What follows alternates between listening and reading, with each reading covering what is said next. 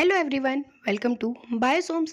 आज हम बात करने वाले हैं मिथ एंड फैक्ट के नेक्स्ट लेक्चर के बारे में, जिसमें हमने मेनली आज का जो टॉपिक लिया है, जो कि हमारे पास क्वेश्चंस आए हैं उससे, और वो क्वेश्चंस है पीरियड से रिलेटेड। तो चलिए शुरू करते हैं हम आज का लेक्चर। आज का पहला क्वेश्चन है कि क्या पीरियड्स में खट्टा नहीं खाना चाहिए?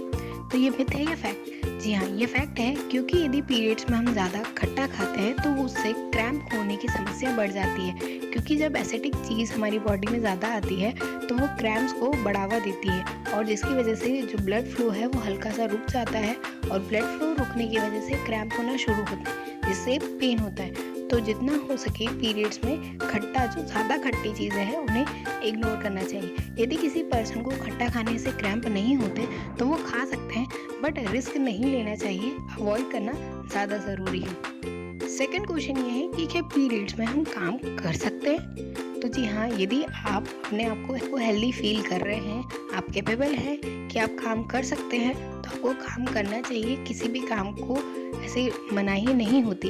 बस यदि हम पहले के ज़माने की बात की जाए तो पहले ये मानर्स में काम नहीं करवाते थे, तो उस समय के रीजंस अलग थे, क्योंकि उस समय जो काम होते थे, आजकल तो सारा मेनली मशीनरी हो गया है, पर पहले बहुत सारे काम हाथ से करना पड़ते थे, जिसमें बहुत ज़्यादा मेहनत लगती थी। और मेहनत से, क्योंकि पीरियड में सबसे ज़्यादा फीमेल्स में वीकनेस आ जाती है, इसलिए वो काम नहीं कराए जाते थे।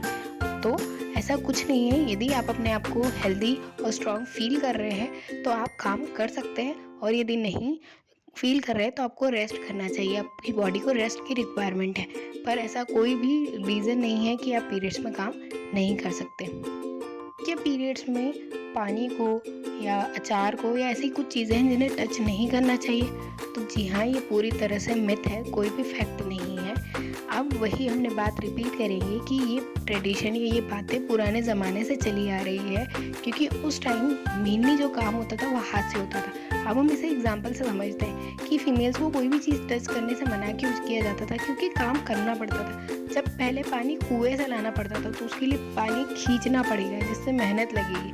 अब यदि आपके घर में पंप है, डायरेक्ट वाटर टैप से आ रहा है, तो आप पानी ले सकते हो, आपको टच करने या ना करने की कोई बात ही नहीं है। खाना अब हम जो बना सकते हैं, क्योंकि अभी हमारे पास रेडीमेड फ्लोर, मतलब बना बनाया आटा मिलता है, पिसा पिसा।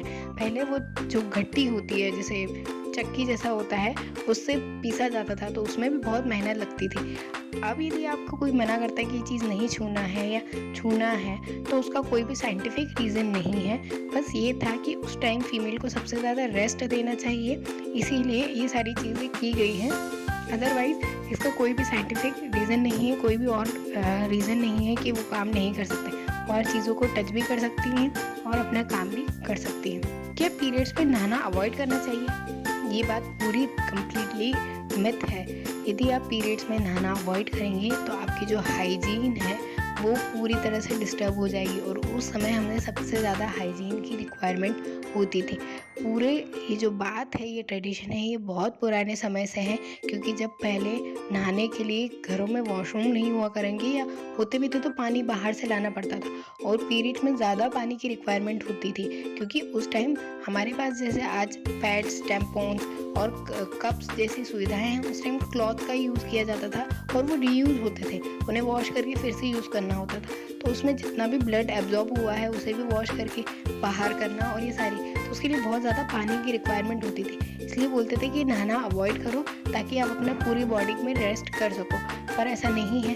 यदि आप चाहते हैं तो आपको नहाना चाहिए, और गर्म पानी से, ठंडे पानी से, जिससे आप कंफर्टेबल हो उससे नहाना चाहिए। पर मेन ये है कि उस समय आपको सबसे ज़्यादा अपनी हाइजीन मेंटेन करनी चाहिए। और इवन यदि कुछ लोगों को टैम्पॉन या पैड्स सूट नहीं होते, और यदि आज भी वो क्लॉथ्स का यूज़ कर रहे हैं, तो प्लीज़ रीयूजेबल, यदि आप क्लॉथ्स का यूज़ कर रहे हैं तो हर 6 घंटे में उसे भी चेंज करें, वॉश करें, और अच्छी सनलाइट में उसे ड्राई करें। ऐसे नॉर्मल जगह पे कि अरे कोई देख लेगा तो क्या सोचेगा, मतलब होता होगा कहीं ना कहीं, या हो भी रहा हो, तो प्लीज़ इन चीज़ों को अवॉइड करें, क्योंकि सबसे ज़्यादा मेन आपकी हाइजीन ही मेंटेन रखना बहुत ज़रूरी है।